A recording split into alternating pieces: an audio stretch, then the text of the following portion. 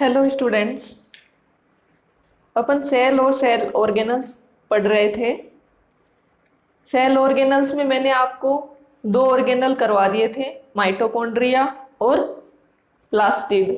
दोनों के दोनों जो ऑर्गेनल थे वो क्या थे, उनके चारों तरफ जो मेम्ब्रेन प्रेजेंट थी वो कैसी थी, डबल थी। अब अपन नेक्स्ट पढ़ेंगे इसमें थर्ड नंबर एंडोप्लाज्मिक रेटिक्यूलम, या इसको अंतःप्रद्रवी जालिका भी कहते हैं। किसने डिस्कवर किया था इसको? पोर्टर ने डिस्कवर किया था। खोज किसने की थी एंडोप्लाज्मिक रेटिक्यूलम की? पोर्टर ने की थी। और इसको ये नाम एंडोप्लाज्मिक रेटिक्यूलम है, ये भी किसके द्वारा दिया गया था? पोर्टर के द्वारा ही दिया गया था। ये जो ऑर्गेनल है या कोशिकांग है वो सिंगल मेम्ब्रेन ऑर्गेनल है। जो एंडोप्लाज्मिक रेटिक्यूलम है इसके अंदर तीन स्ट्रक्चर प्रेजेंट होती है। तीन स्ट्रक्चर से मिलकर ये बनी हुई होती है, सिस्टर्नी, वेसिकल्स और ट्यूब्यूल्स। यहाँ पे ईआर मैंने शॉर्ट में लिखा है एंडोप्लाज्मिक रेटिक्यूलम को। तो इसकी जैसे ये प्रेजेंट कहाँ पे रहती है, जो न्यूक्लियस है उसकी न्यूक्लियर मेम्ब्रेन से अटैच रहती है, और ये पूरी सेल के अंदर एक जाल के रूप में प्रेजेंट रहती है। इस तरह की स्ट्रक्चर होती है इसकी। तो यहाँ पे ये वाले जो पोर्शन है ये क्या है, इसके सिस्टर्नी है, और इनको कनेक्ट करने का काम जो कर रही है वो क्या होंगे, ट्यूब्यूल्स। और इनके चारों तरफ क्या प्रेजेंट होती है, छोटी छोटी वेसिकल्स प्रेजेंट होती है। तो ये तीन स्ट्रक्चर है जिनसे मिलकर एंडोप्लाज्मिक रेटिक्यूलम बनी हुई होती है। अब जो एंडोप्लाज्मिक रेटिक्यूलम है वो दो प्रकार की होती है। एक तो रफ या ग्रेन्युलर एंडोप्लाज्मिक रेटिक्यूलम, या खुरदरी या कणिका में अंतःप्रद्रवी जालिका। दूसरी होती है स्मूथ या अग्रेन्युलर एंडोप्लाज्मिक रेटिक्यूलम, चिकनी या अकणिका में एंडोप्लाज्मिक रेटिकुलम। अब रफ वाली कोई क्या प्रेजेंट होते हैं, राइबोसोम प्रेजेंट रहते हैं। जो रफ एंडोप्लाज्मिक है रेटिकुलम है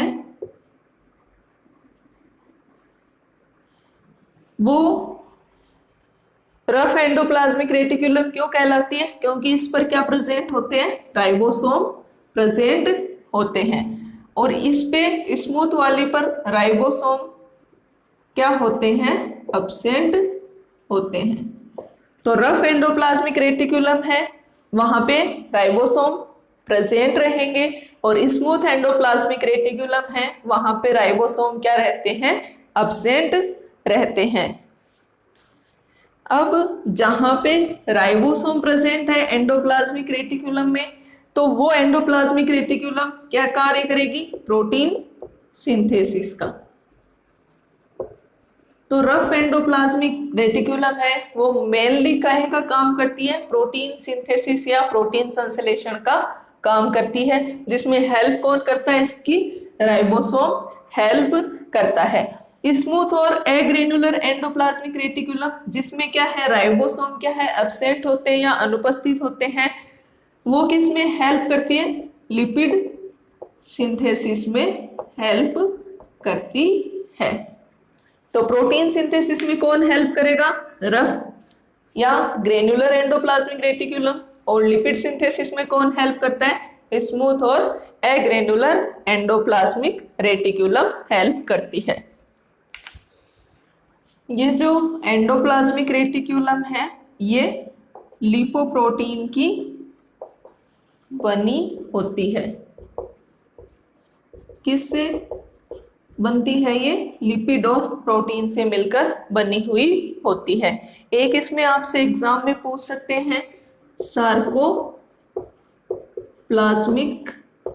रेटिकुलम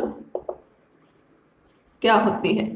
तो जो एंडोप्लाज्मिक रेटिकुलम है मसल सेल्स की, उसको क्या बोलते हैं, सार्कोप्लाज्मिक रेटिकुलम कहते हैं। ER of muscle cells. तो मसल सेल्स की एंडोप्लाज्मिक रेटिकुलम को क्या बोलेंगे, सार्कोप्लाज्मिक रेटिकुलम कहते हैं। तो यहाँ पे एंडोप्लाज्मिक रेटिक्यूलम के बारे में एक बार फिर से आप याद कीजिए। डिस्कवर किसके द्वारा की गई? पोर्टर के द्वारा। नाम किसने दिया इसे? ये पोर्टर ने ही ये नाम दिया है। कैसा ऑर्गेनल है? सिंगल मेम्ब्रेन, जिसके चारों तरफ एकल मेम्ब्रेन पाई जाती है। 3 स्ट्रक्चर इसके अंदर प्रेजेंट होती हैं, सिस्टर्नी, वेसिकल्स और ट्यूब्यूल्स। 2 प्रकार की होती है एंडोप्लाज्मिक रेटिकुलम, एक तो रफ और दूसरी स्मूथ। रफ क्यों होती है? क्योंकि इसके ऊपर क्या प्रेजेंट होते हैं? राइबोसोम प्रेजेंट होते हैं। और स्मूथ जो होगी उसके ऊपर राइबोसोम अब्सेंट होते हैं। जो रफ है उस पर राइबोसोम प्रेजेंट है और ये क्या कार्य करती है? प्रोटीन सिंथेसिस का कार्य करती है। स्मूथ है उस पर राइबोसोम अब्सेंट है और ये लिपिड सिंथेसिस का मेनली काम करती है। इसके अलावा जो ईआर है वो किसकी बनी होती है? लिपोप्रोटीन की बनी होती है, लिपिड प्लस प्रोटीन की। एक इसमें है सार्कोप्लाज्मिक रेटिकुलम। क्या होती है? मसल सेल्स के अंदर प्रेजेंट एंडोप्लाज्मिक रेटिकुलम को सार्कोप्लाज्मिक रेटिकुलम कहते हैं। इसके अलावा ईआर है वो क्या फंक्शन करती है? एक तो ये जो सेल होती है उसके अंदर पूरे के अंदर जाल के रूप में प्रेजेंट रहती है, इसलिए ये सेल को क्या है? यांत्रिक सहायता प्रदान करती है या मैकेनिकल सपोर्ट प्रदान करती है। प्रोटीन सिंथेसिस करेगी, लिपिड सिंथेसिस करती है, इसके अलावा ट्रांसपोर्ट का काम करती है। इसके अलावा ये डिटॉक्सिफिकेशन का भी काम करती है। जो ड्रग्स लेते हैं अपन उसको डिटॉक्सिफाई करने का काम भी कौन करता है? एंडोप्लाज्मिक रेटिक्यूलम ही करती है। कहाँ प्रेजेंट रहती है? ये न्यूक्लियर मेम्ब्रेन से अटैच रहेगी और एक जाल के रूप में प्रेजेंट रहती है पूरी सेल में। तो ये हो गया अपना third organelle, endoplasmic reticulum. Next अपन इसमें करते हैं गोल्जी बॉडी।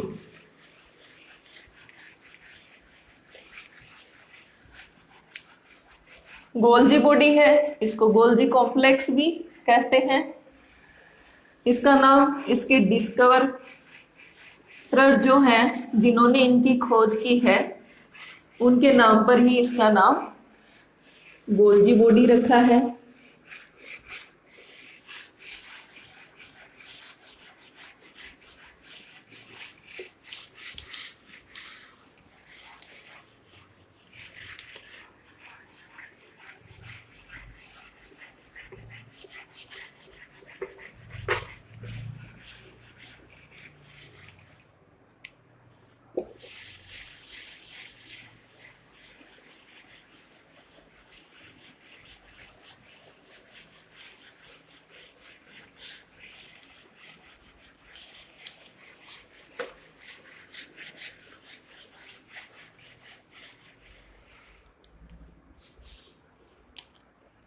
तो फोर्थ है इसके अंदर गोल्जी बॉडी,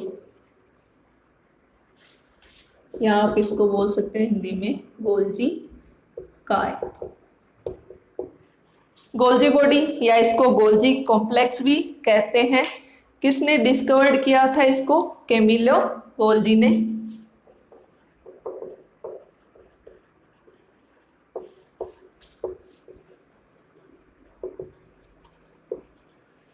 और इनके नाम पर ही इस ऑर्गेनल का नाम क्या रख दिया?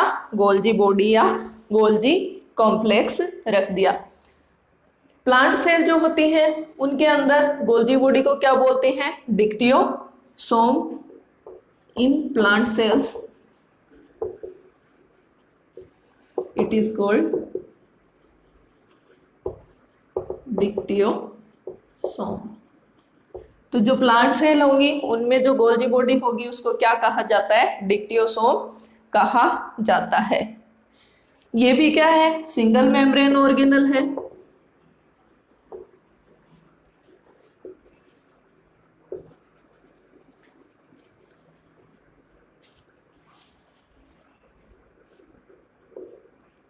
ये जो ऑर्गेनल है इसके अंदर भी 4 स्ट्रक्चर प्रेजेंट होती हैं।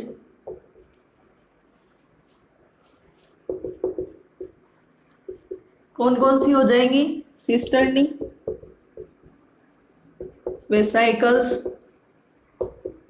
ट्यूब्यूल्स और वेक्यूल्स। ये 4 स्ट्रक्चर है जो मिलकर किसका फॉर्मेशन करती है, गोल्जी बॉडी का फॉर्मेशन करती हैं। गोल्जी बॉडी क्या है, मेन सिक्रेटरी ऑर्गन होता है सेल का। It is a main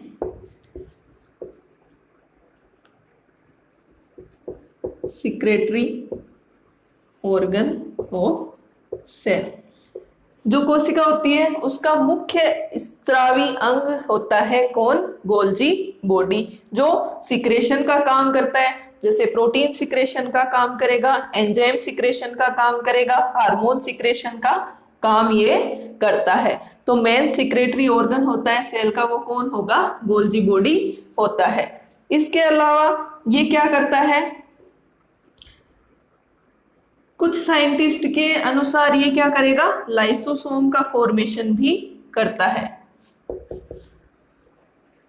lysosome का फॉर्मेशन भी करता है।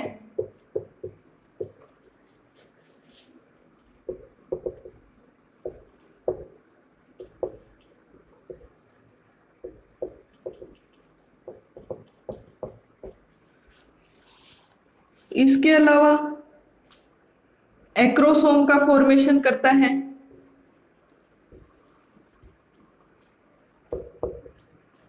जो स्पर्म है उसके अंदर एक्रोसोम का फॉर्मेशन कौन करेगा, गोल्जी बॉडी करता है।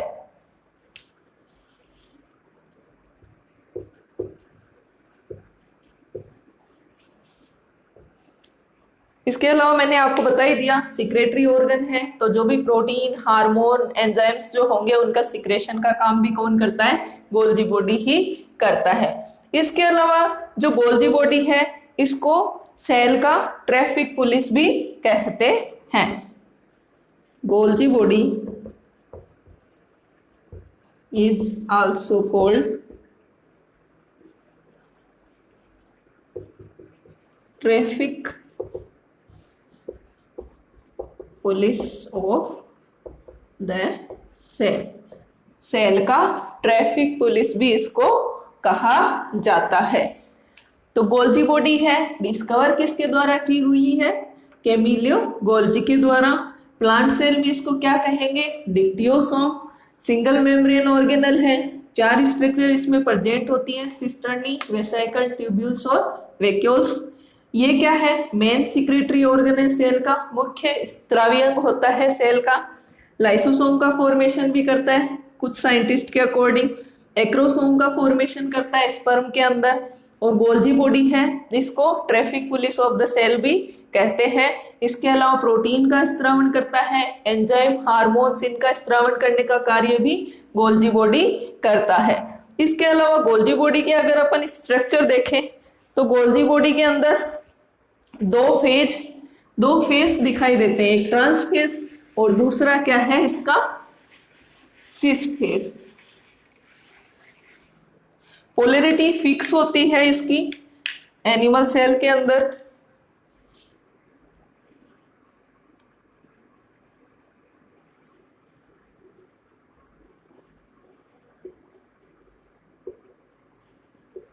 इस तरह की स्ट्रक्चर गोल्जी बॉडी की रहती है।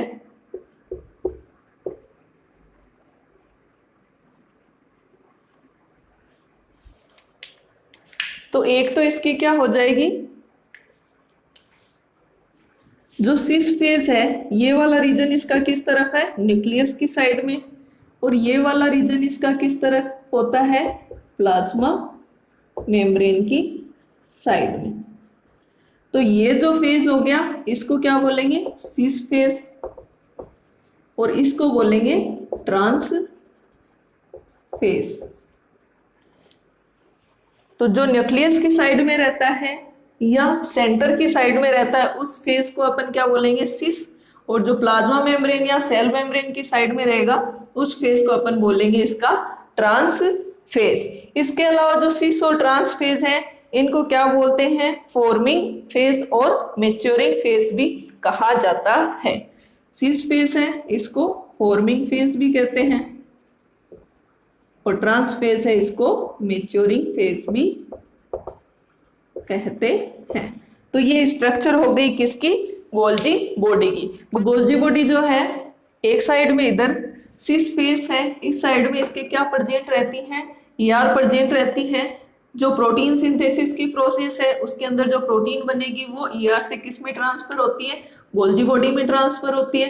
गोल्जी बॉडी में उसमें मॉडिफिकेशन होके वेसाइकल के थ्रू वो किस में चली जाती है, आगे प्लाज्मा मेम्ब्रेन में चली जाएंगी, या फिर उससे लाइसोसोम का फॉर्मेशन होगा, या फिर वो प्रोटीन्स हैं वो साइटोप्लाज्म में चली जाती हैं। तो ये हो गया अपना fourth organelle Golgi body. Next है इसके अंदर फिफ्थ नंबर लाइसोसोम। लाइसोसोम जो है इसकी खोज किसने की, डी डवे ने इसकी खोज की।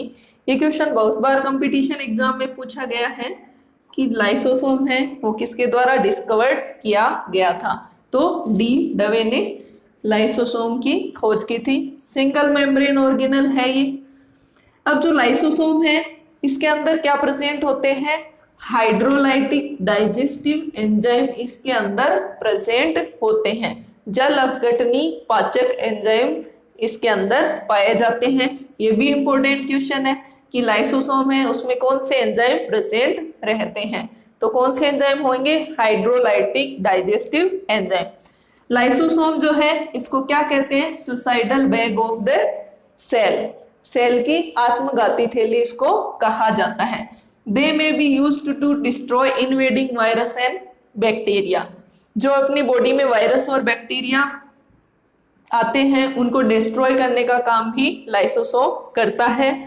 ये जो लाइसोसोम है ये इंट्रासेल्युलर और एक्स्ट्रा सेल्युलर डाइजेशन में भी हेल्प करता है। लाइसोसोम जो है इसके अंदर पीएच क्या होती है, इसकी पीएच 4 to 5 तक होती है। तो इसका मीडियम जो अंदर का होगा वो कैसा होगा, एसिडिक मीडियम इसके अंदर होता है। तो लाइसोसोम है उसके अंदर का मीडियम कैसा रहेगा, एसिडिक मीडियम इसके अंदर के फ्लूइड का होता है।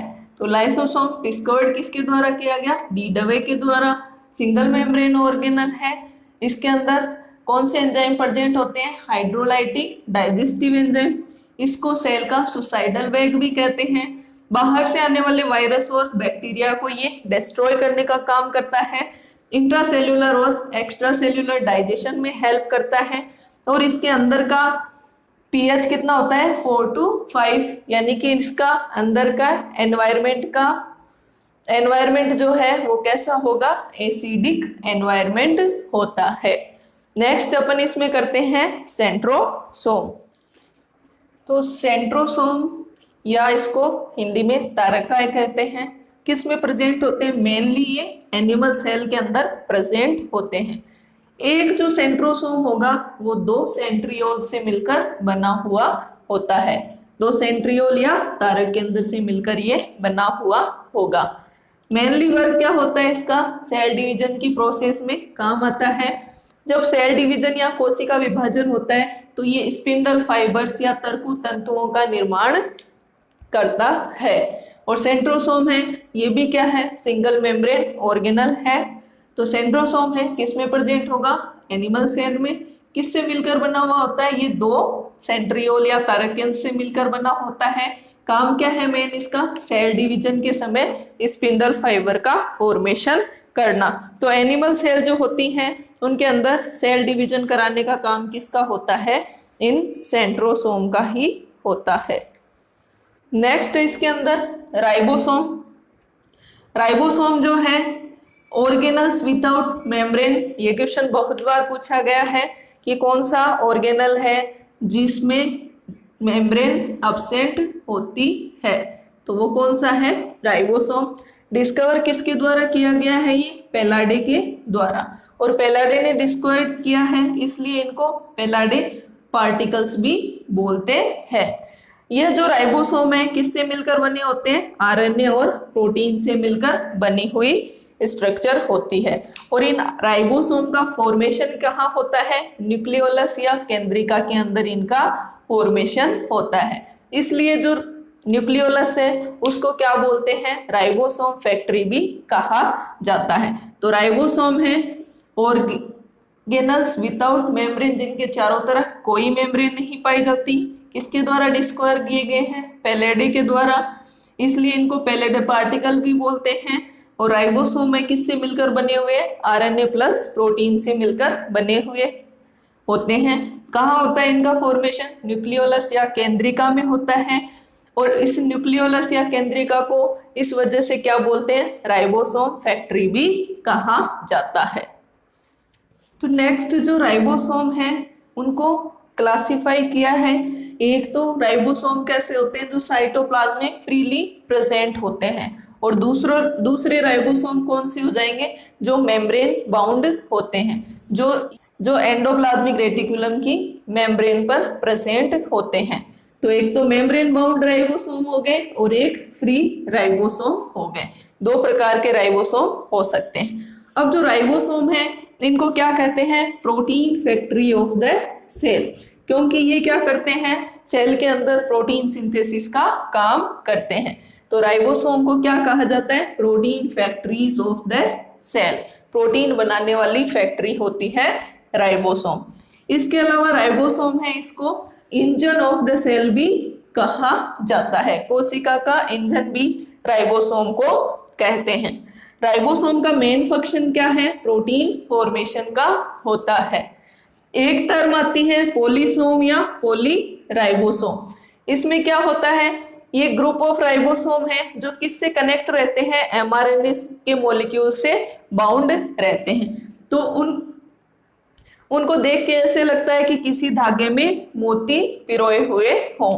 जैसे कि ये एमआरएनए है और इसके ऊपर क्या प्रेजेंट है? ये बीड लाइक राइबोसोम प्रेजेंट होते हैं। तो ये जो कंडीशन होती है इसको क्या कहते हैं? पॉलीसोम या पॉलीराइबोसोम कहा जाता है। तो राइबोसोम है, दो प्रकार से ये प्रेजेंट हो सकते हैं सेल में, या तो फ्री या फिर मेम्ब्रेन बाउंड। फ्री है तो वो साइटोप्लाज्म में फ्रीली प्रेजेंट रहेंगे। मेम्ब्रेन बाउंड है तो वो कहाँ प्रेजेंट रहते हैं? एंडोप्लाज्मिक रेटिकुलम पे। राइबोसोम है, प्रोटीन का फॉर्मेशन करने का काम करता है, इसीलिए इसे प्रोटीन फैक्ट्री ऑफ सेल कहते हैं। इसके अलावा इसे इंजन ऑफ द सेल भी कहते हैं। मेन फंक्शन राइबोसोम का क्या हो गया? प्रोटीन सिंथेसिस का या प्रोटीन फॉर्मेशन का। इसके अलावा जब मैंने आपको प्रोकैरियोटिक और यूकैरियोटिक सेल पढ़ाया था तब मैंने आपको बताया था कि प्रोकैरियोटिक जो सेल हैं उनके अंदर जो राइबोसोम प्रेजेंट है वो कैसे होते हैं? 70S। और यूकैरियोटिक में जो राइबोसोम है वो कैसे होंगे? 80S टाइप के। ये किसमें है? प्रोकैरियोटिक में। और ये किसमें है? यूकैरियोटिक सेल्स के अंदर। अब दोनों के दोनों जो राइबोसोम होते हैं इनकी दो सब यूनिट होती हैं। 70S वाले की तो होती है 50S प्लस 30S और 80S वाले की होगी 60S प्लस 40S सब यूनिट। 50S है इसकी, 70S की लार्ज सब यूनिट है और 30S इसकी स्मॉल सब यूनिट है। 80S है उसमें 60S है वो 80S की लार्ज सब यूनिट और 40S है वो 80S की स्मॉल सब यूनिट है। अब यहाँ पे जो S है वो क्या है? श्वेतबर्ग यूनिट या श्वेतबर्ग वैल्यू को डिनोट करता है। तो ये हो गए स्टूडेंट अपने। आज अपन ने सेल ऑर्गेनल्स पढ़ लिए, endoplasmic reticulum, Golgi body, lysosome, centrosome और राइबोसोम के बारे में। माइटोकॉन्ड्रिया और प्लास्टिड मैंने आपको पहले ही करवा दिया था। तो नेक्स्ट वीडियो पे अपन नेक्स्ट ऑर्गेनल करेंगे न्यूक्लियस के बारे में। स्टूडेंट्स, आपको मेरा वीडियो कैसा लगा कमेंट करें, और इस टॉपिक से रिलेटेड कोई भी प्रॉब्लम हो तो वो कमेंट बॉक्स में कमेंट करके जरूर बताएं।